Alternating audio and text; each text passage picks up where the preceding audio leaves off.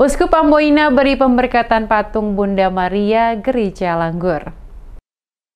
Uskup Amboina Monsenyor Inongutra Projo memberkati Arca Santa Perawan Maria Hati Tak Bernoda Gereja Langgur Maluku Tenggara dan beberapa benda rohani lainnya pada Kamis 29 Juni. Pemberkatan dimulai dengan doa yang dipimpin langsung oleh Uskup Inongutra Projo dan dihadiri oleh Wakil Uskup Wilayah Kiai Kecil Pastor Eko Reyaan Projo. Orang Kai Ohoi Langgur Haji S. Dumatubun, Ketua Panitia Peresmian dan Pentabisan Gereja Langgur, Oce Dumatubun, tokoh adat, tokoh pemuda, tokoh perempuan, serta umat stasi Langgur.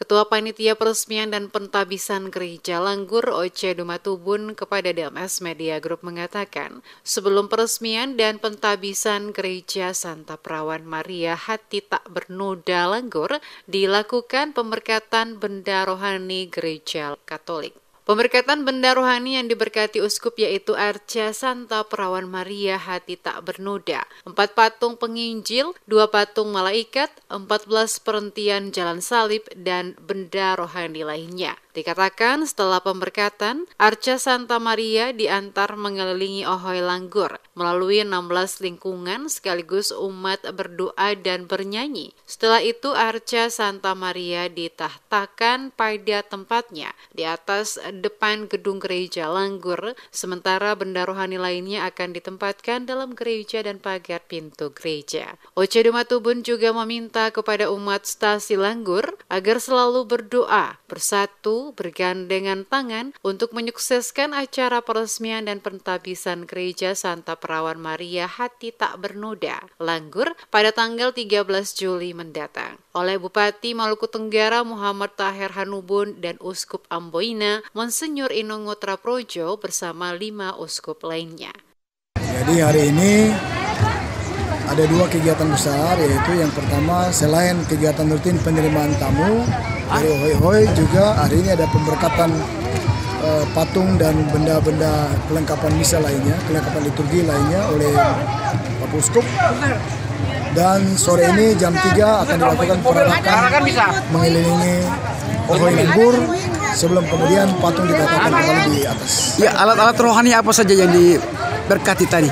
Patung Bunda Maria, kemudian patung malaikat 2 buah, kemudian 4 patung penginjil dan patung Pieta serta patung-patung malaikat kecil di taman, ditambah dengan ada pemberkatan 14 perhentian jalan salib di dalam gereja.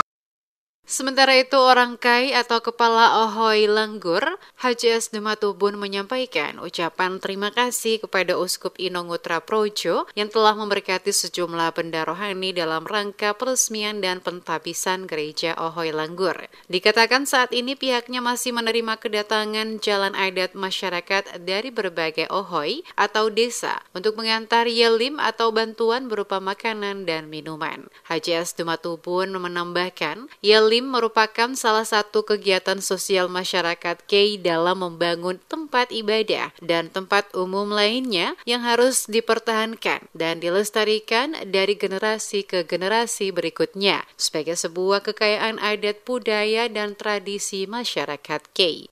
Kesan saya sebagai generasi Kei, terlepas dari sebagai salah satu tokoh adat orang Kai di Langgur, saya generasi muda juga, saya merasa bahwa ini luar biasa budaya ini.